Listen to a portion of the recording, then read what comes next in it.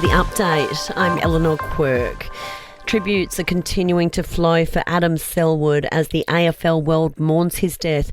The former West Coast Eagles player found dead just months after his twin brother Troy also passed away. Collingwood coach Craig McRae expressing his condolences as his assistant coach Scott Selwood mourns his brothers. Yeah, it's horrible. There's such sadness, and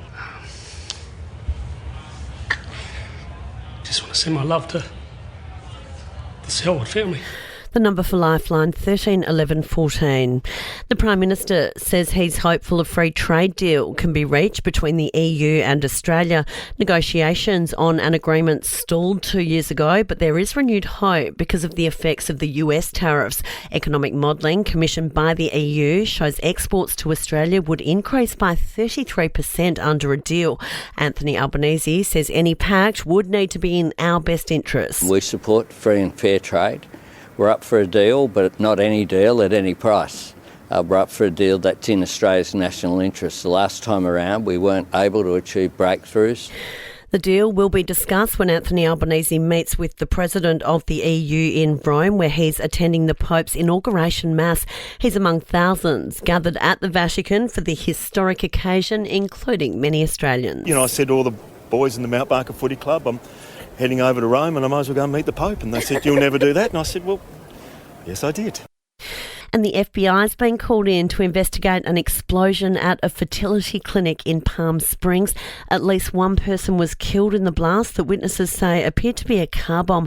The FBI is investigating any links to terrorism. Sport and entertainment are next.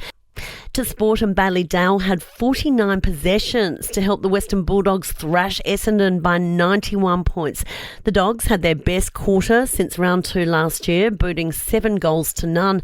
Coach Luke Beveridge full of praise for Dale, who set a new club disposal record. I was surprised the crowd knew. I don't know how they got the message. Did it go up on the scoreboard or something? Once it got to 49, everyone was riding it a little bit, trying to get him to 50.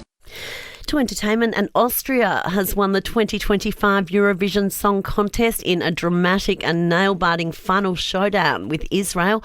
Austrian artist JJ performing song Wasted Love for the trophy. Thank you so much, Europe.